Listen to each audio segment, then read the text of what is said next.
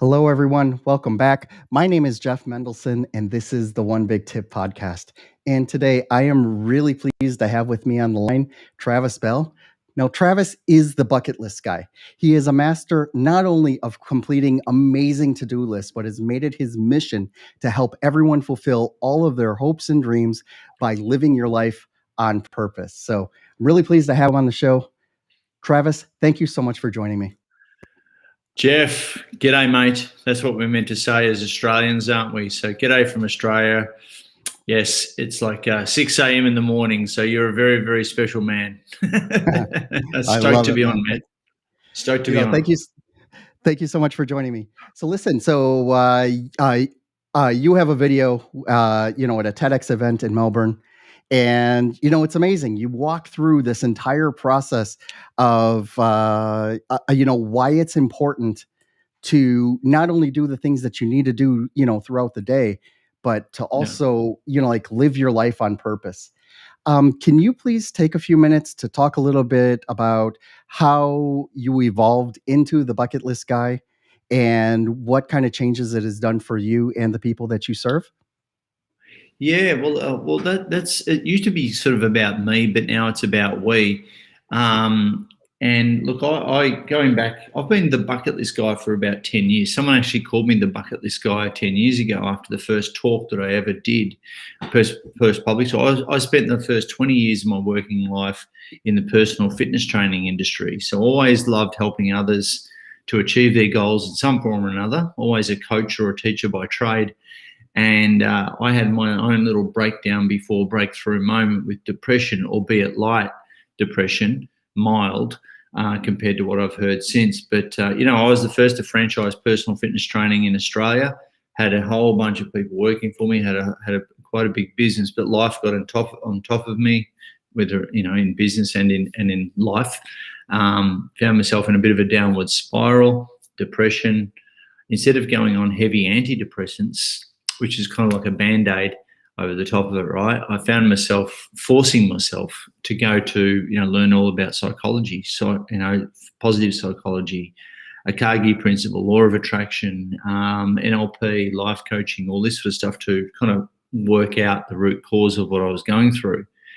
So it wasn't until about a year after that, and I'd worked through a whole bunch of stuff. A friend of mine said at the time, "Hey, why don't you teach this stuff?" And I summed up the courage. I was super nervous. I put on a talk. It was a 3-hour talk, and nearly had to pay the 40 people to come to that talk. And about halfway through, I started sharing the fact that I had a list to do before I die, written down since I was 18. And I realised very quickly that I was the only freak in the room that had one of these lists, right? So I said to the audience, why do you guys get out of bed in the morning? Why do you build businesses? Why do you, what's your why? And most of the responses are pay off the house, put the kids through school, do a bit of travel when I'm older. I'm like, dude, is that it? So I started sharing some of my war stories and the reason for why I got out of bed in the morning. Then at the end, it really inspired the group. And then at the end of it, Joe, one of the participants, said, how's all this list to do before you die stuff? It's like a bucket list. You're like the bucket list guy. I went, ping. Light bulb moment, went home and registered the bucketlistguy.com, and I've been doing that ever since. So I shut down. I got out of the whole personal training industry. Tim Ferriss, around that time, Tim Ferriss had come out with his 4-hour work week, and I'm like, I would love to run everything from a hammock in Thailand.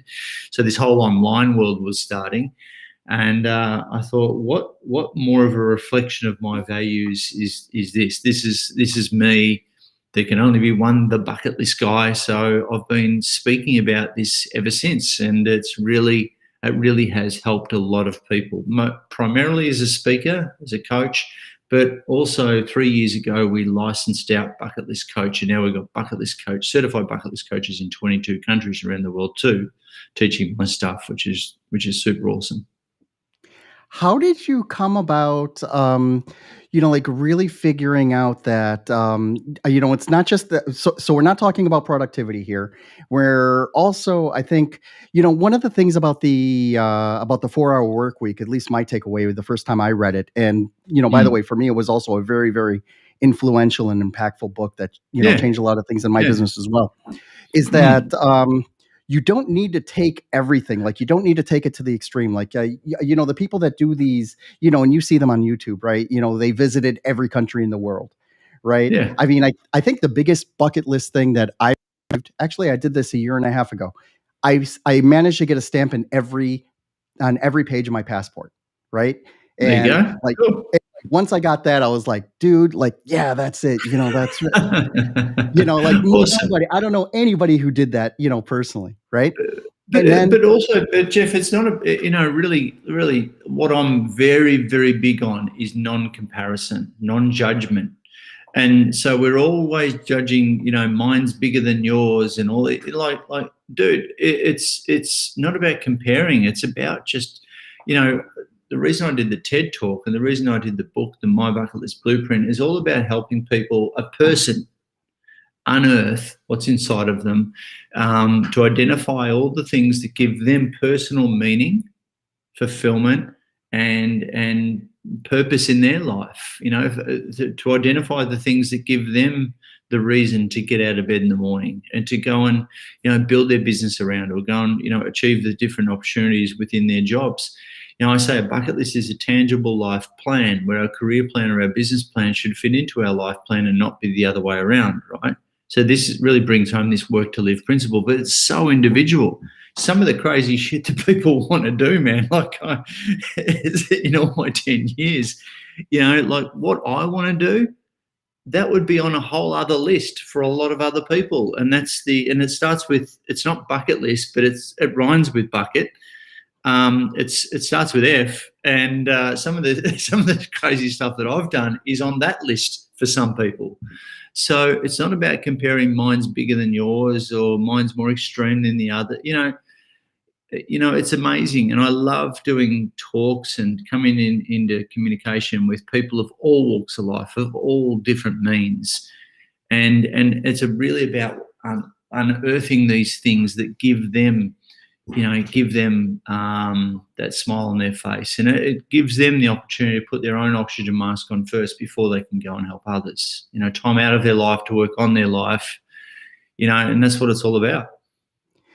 for me, hitting that goal, that personal goal of filling every page of my passport was actually secondary to my primary goal as an entrepreneur, to meet every contractor that I work with in person, right? Because There you go. we can all go on Fiverr Am and I a Upwork or whatever. contractor? Am I a contractor?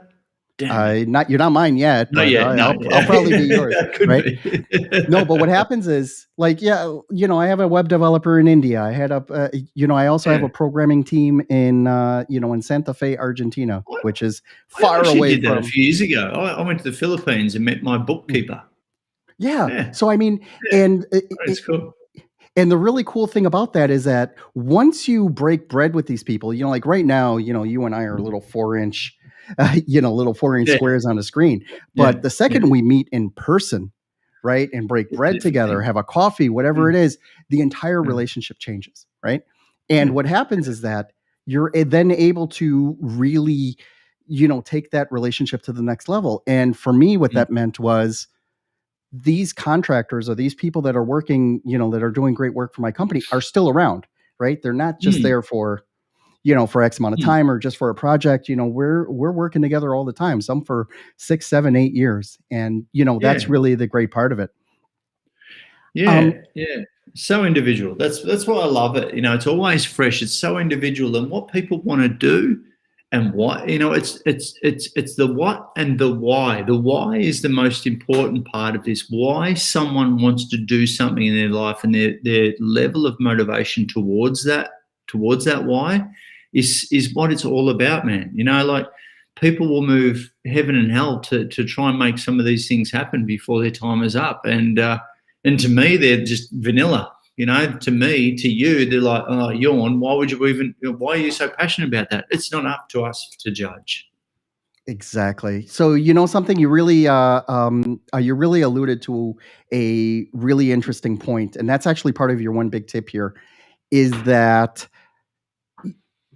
these things that you want to do, that you want to accomplish, that that are part of that bucket list, they really do have an expiration date, right? And it's not a due by date, right? It's not a, I need to finish up this report by Friday. But we all have a certain amount of time in the day, a certain amount of time in the month, and certainly a certain amount of time in our lifetimes, right? Mm. And you need to be sure that you are accomplishing these things by these expiration dates that you set for yourself. Can you please talk a little bit more about that, about why putting an expiration date or a use by date on these actions is so much more powerful than just making a list and Well, checking the off ultimate 20 things a year? Well, yeah, it's not about putting a use by date on the activity. It's about putting a use by date on your life. I mean, the ultimate use by date is the time at which of which we've got. The fact is that a lot of us waste the time that we've got and doing things that aren't serving our values. They're not, they're wasting their time not fulfilling, not living up to their own expectations. And so I'm doing 5 things on my bucket list right now. Like right now, it's 6 a.m. on a Tuesday morning here, Jeff, and I'm doing 5 things on my bucket list right now. So the good thing about having these, and some are going to be achievable, very doable, that don't require a lot of resources, but some are lifelong legacies that you want to go after that require a fair bit of project management, so to speak.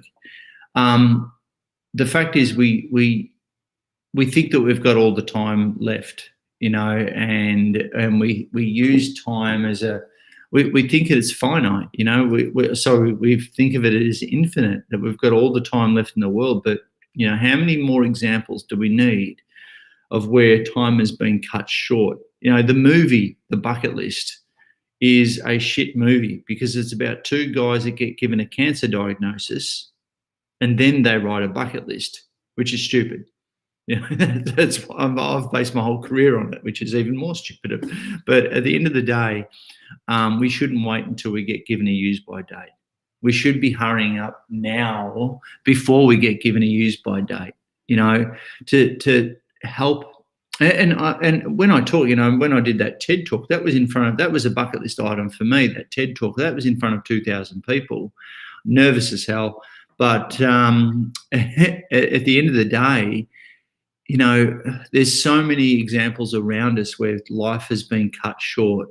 Hey, let this, our podcast together, man, let the TED talk, let whatever it is, whatever's the reminder for you.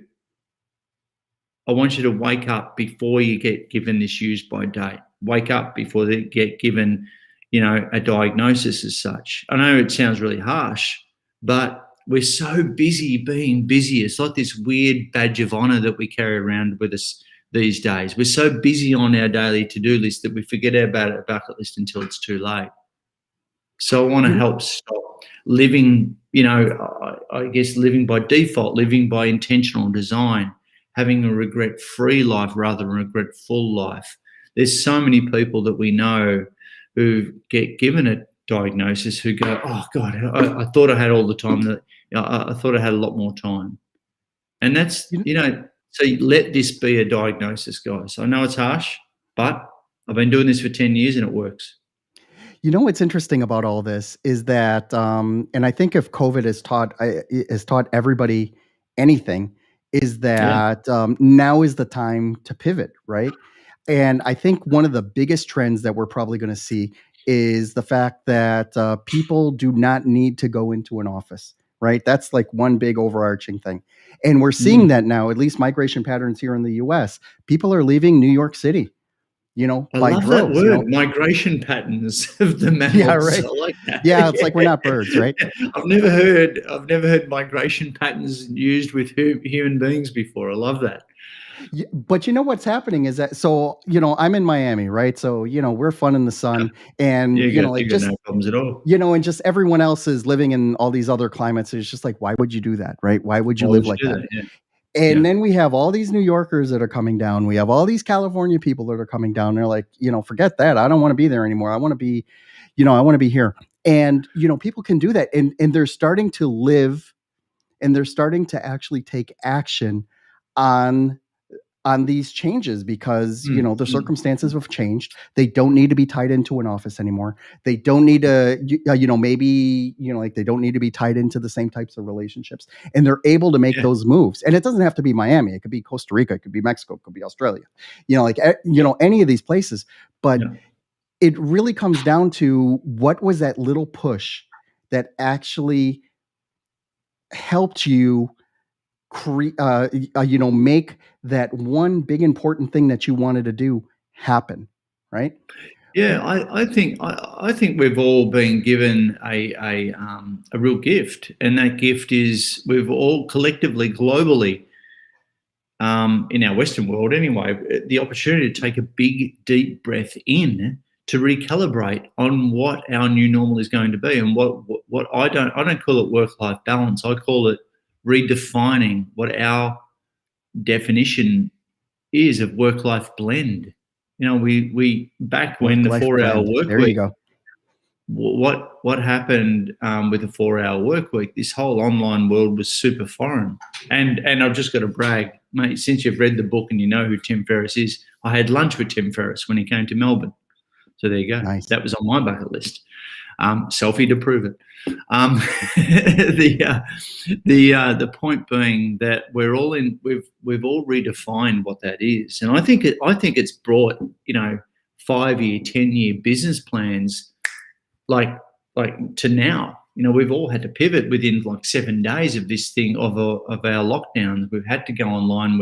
We've fumbled forward. We've failed forward into technology and we've had to adapt. We've had to innovate, and we're now radically collaborating like we are right now, like never before. I think it's great. There's been, I'm an optimist, of course, but this has been awesome for a lot of people. A lot of families have become closer as a result. People have been a tourist in their own hometown, as a result. They've started new habits, new hobbies. They're still hell bent on bucket list.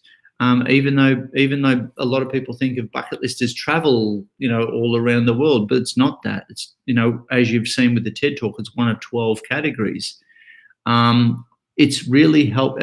There's been some bad though, and this is really at the core of why I do what I do.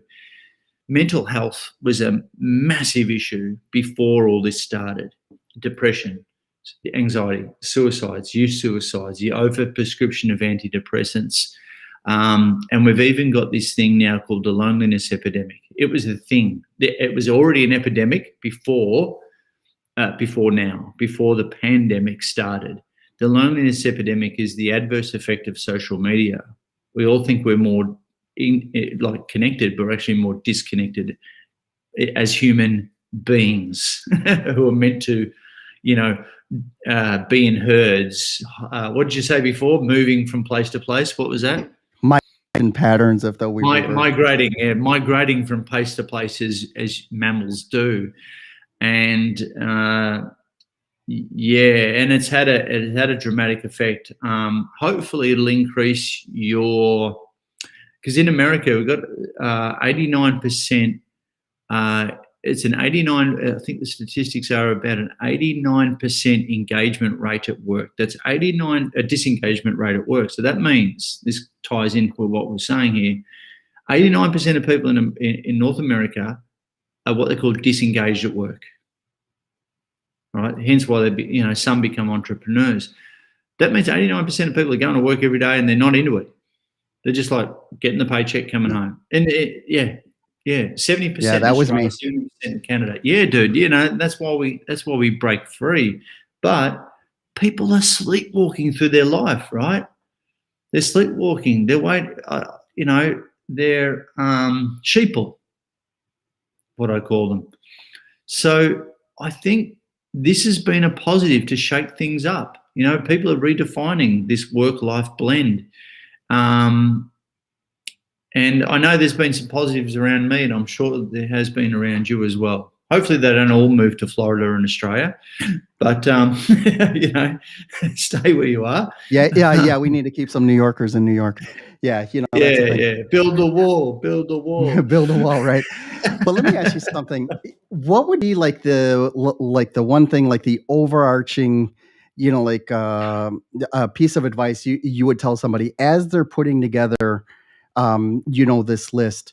What kind of advice would you tell somebody to be cognizant of, or like a pitfall to watch out for as they are creating this, so that A, it doesn't interfere with the rest of their life, and B, that it actually, builds fulfillment, and it actually becomes something that, they can really say like, okay, yeah, did it.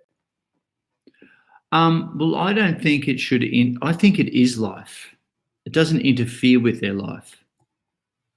All right. So that's why I did the TED Talk. That's why I've been doing what I've been doing for the last 10 years, and why I wrote the book. And there it is, the My Bucket List Blueprint.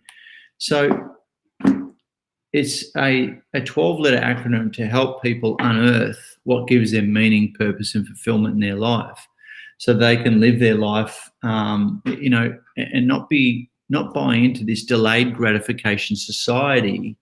I'll be happy when syndrome, waiting for the someday to come around, or the perfect time to happen, because there is no perfect time. I'm into instant gratification as well as delayed gratification. And so I wrote this as a guidebook that you can scribble in. You can even, complete your bucket list and then send it to me from an accountability point of view. But I want you to write, take time out of your life to work on your life, and literally write down a bucket list. 63%. If you write your goals down, let alone bucket list items, you've got a 43% more likelihood of them actually manifesting, or is it 42% more likelihood of them actually manifesting? So if you just write stuff down and get it out of your head and separate it from your daily to-do list by writing it down, making it more conscious, it will actually help you it'll help you immensely actually start to take action, get this stuff out of your head onto paper. But Trav, that's really easy to do. Yeah, what's easy to do is easy not to do, right? And then life gets in the way. You get busy on your to-do list. So write some stuff down. The amount of people, 2,000 people in front of me in that TED Talk, I did a little survey. I said, all right, who here has got a bucket list? Everyone's like, oh, yeah, I have. Yep, 2,000 people. All right, good on you. All right, who has actually one written down? About crickets. 15% of the audience. And five, about half of them were like, their hands were like this. There wasn't like that. So I said, those people with their hands that are like that, you haven't really written it down, have you? You're just showing off in front of your mate. Yeah, you got me. All right. So about 10% of the audience, actually had one written down, And so again, what's easy to do is easy not to do. So my one big tip, Jeff, I hate to say, is just write down your freaking bucket list, people. Get it out of your head and onto. Remember, I don't know, remember back in the day we used to have these things? Oh, yeah, pencils. Yeah, imagine that. Mate, what a revelation. Remember this stuff here? It's paper. Yeah, it receives the pencil. Crazy. It's very analog. But, if it does this thing called writing, I'm being facetious, people. So if you actually write some stuff down, it's amazing what will actually transpire. So write your bucket list down. Now, when you've done that, use the book as a guide. Great. And if people need help, they can reach out to me. But I want you to write some stuff down. Involve other people. Now, you might go to Machu Picchu, go to Australia, meet Trav, hang out, have a beer, whatever. It would be, run with the bulls, although I don't believe in that. Skydive, blah, blah, blah, blah, all the classics. Start a charity. I'm doing one at the moment, reading 52 books in a year. Whatever it is, triathlon, whatever it is, doesn't matter. The point being, I want you to look at your list and look at this, the one that doesn't cost you any money, any time. The easiest, lowest hanging fruit on your bucket list, and then go do it straight away. All right? Go do it straight away. Is that cool? And it's like, go knock that one off first. Those smaller ones, because you're intentionally living now. You stop living by default. Now you're living by design. Okay. You're choosing happiness. You're choosing fulfillment. You're choosing to live on purpose. You stop living by default, living by this design. Stop existing, just existing, and start living. Yeah, Do just it for flowing yourself. through. Do it for yourself before you worry about other people. Okay, so the deal is, go knock off a few of those as soon as you possibly can. That will give you the momentum and motivation to smash through the bigger ones. This catches fire. This is a bucket list snowball effect. This is how it works. It builds momentum, builds momentum, builds momentum. It's not, and here's the thing, people think that it is time and money. I haven't got the time and the money. Yeah, because you're thinking about travel, right? That requires the most time and the most money, all right? But think about this. It's never a matter of resources. It's a matter of resourcefulness. If you want something bad enough, and here's the thing, check in with all your bucket list items. If they're not an 8, 9, or 10, you probably haven't got the motivation and inspiration to go after it anyway. So only put things on there that really mean something to you. It's not about what you put on there. It's about the personal why you put it on there. The personal why. Amazing. That is so sage. Thank you so much for that. Can you please take a few minutes to let everyone know how they can find out more about you, how they can get the book, and how they can reach out to you directly? Oh, for sure, Jeff. Look, I really welcome the opportunity. Thanks so much for having me on the show, man. Like, it's a real privilege. And it took us a while to get there, but we're here.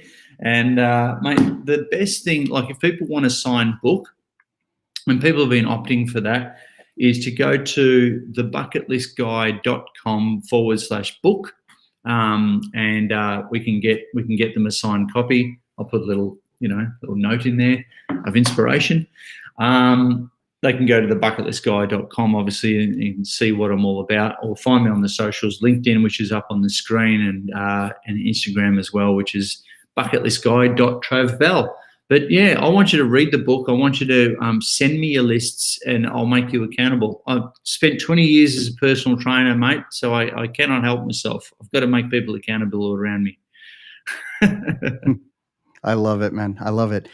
Trav, thank you so much for joining me today. I really appreciate you making the time, especially so early for you. And, it's been a great conversation. I love talking about this stuff. I love just nerding out on, how easily you can better yourself given the resolve to do so. And I think, and I think that your talk really exemplifies that. So thank you so much. Yeah. Jeff, thanks heaps for having me on the show, buddy. Cheers. Cheers.